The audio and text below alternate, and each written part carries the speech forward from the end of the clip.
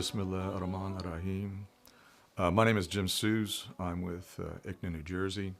Um, my background is that I was born into a Christian family, and then about 25 years ago, I accepted Islam, and I've been practicing ever since by the will of Allah.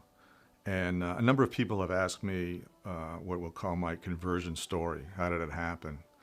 And I'm happily telling anyone who wants to know.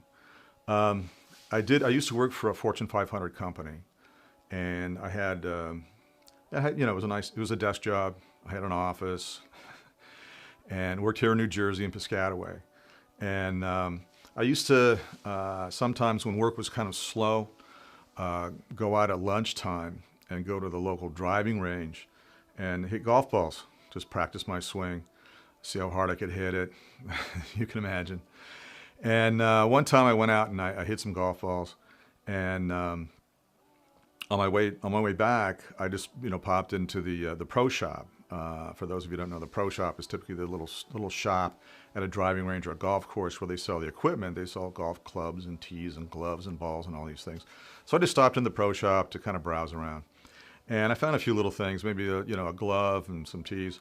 But they had this big bin there that was full of golf balls, and it was kind of like a big, wooden barrel that was just full of golf balls, and they were selling them by the dozen at a very good price. So I thought, well, let me get some of these. So they had paper bag there, and you'd fill the bag or put whatever you want.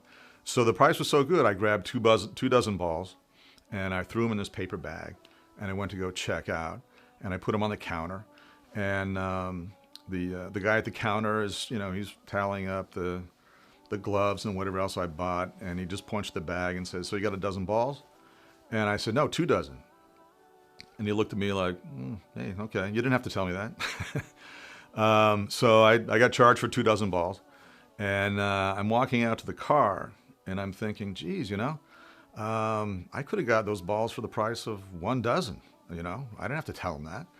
And I thought, maybe I should kind of be more alert and look for opportunities like that, Am I being a sucker by telling him, by being so honest? But then there was another part of me that was telling me, I really feel more comfortable being that honest. And that was my sort of automatic response. So I had this kind of conversation going on in my head. If you might imagine, two entities on each shoulder kind of whispering in my ears. And I was thinking about this. So I drove back to the office and just sat down behind my desk. And then a coworker just appeared in my doorway. Happened to be an Egyptian, a Muslim. And frankly, I didn't even know that he was a Muslim. I think I assumed that he was not Christian. But he had the office next to me. And he just right then popped into my doorway and said, "Say, what's up?" So I just told him the story about what had happened at this golf course, at this pro shop. And I said, "What do you think? What would you do?" He goes, "I don't have to think about it. It's not even a question for me. Tell him you got 2 dozen balls. My religion tells me to do that. Not even a second thought." I was like, "Oh, very interesting. So what is your religion?" And he said, "Islam." I said, "Oh, you're a Muslim?" He goes, "Yeah." So I said, "Well, tell me more about Islam." So that's how the conversation started. So that exchange started a discussion between the two of us that lasted for several months. We talked about Christianity and we talked about Islam.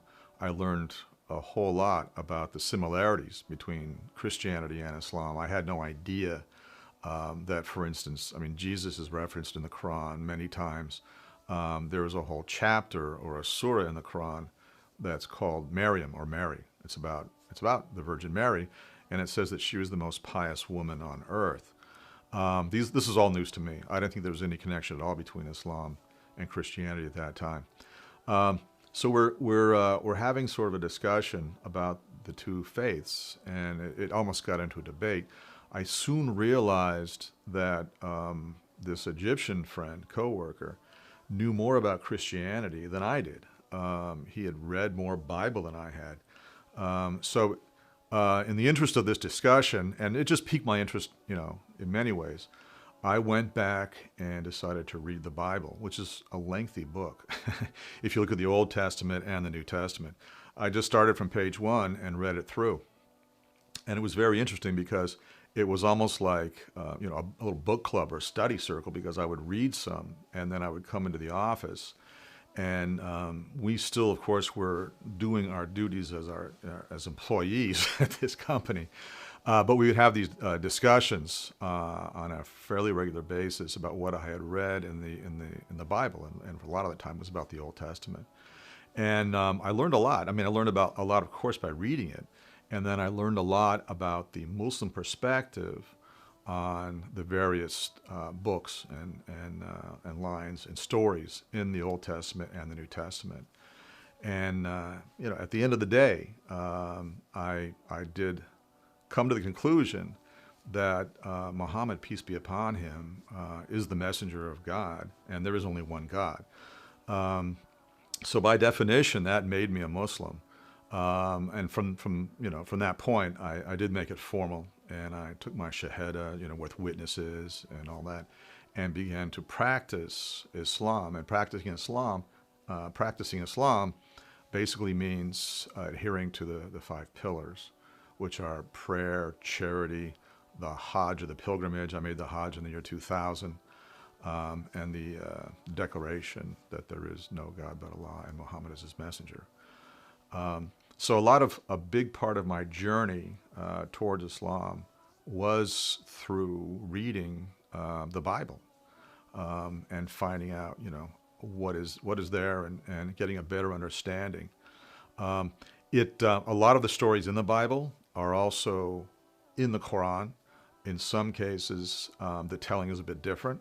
In some cases, the telling is virtually identical. I think there are a good number of let's say, Hebrew prophets that are talked about in the Quran, and some of their stories are told there. And there are several references to the Torah and the Gospel. So that's basically how I got to this place. Thank you.